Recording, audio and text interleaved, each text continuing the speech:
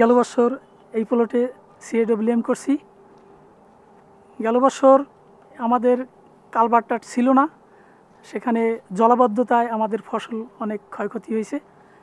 জলাবদ্ধতায় ফসল ডুবিয়া অনেক ফসল নষ্ট হয়েছে। এবছর আমরা 2টা কালভার্ট করছি।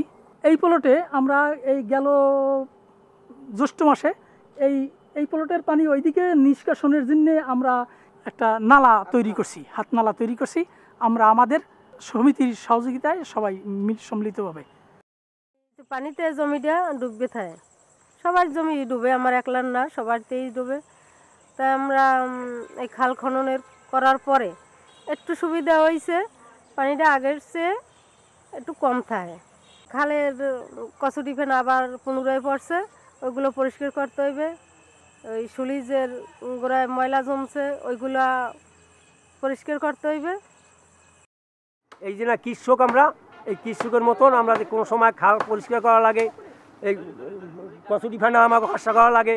আজকে আমরা এই খাল খনন করছি, খনন করিয়া আমরা পানি নামাইতে আসি, কভার দিতে আসি। এই এখন কভার দিছি, আমার কোনো সমস্যা নাই, আমরা পানিটা আটকাই রাখতে পারবো, আবার পানিটা ছাড়তে পারবো।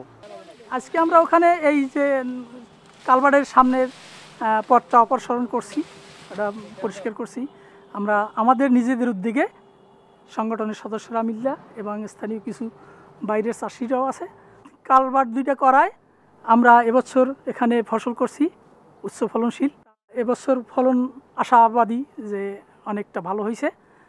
আমরা আগাম এই ফসলের ভিতরে সরিষা চাষ করব আশা করি, তাইলে আমরা অনেকটা লাভবান হব।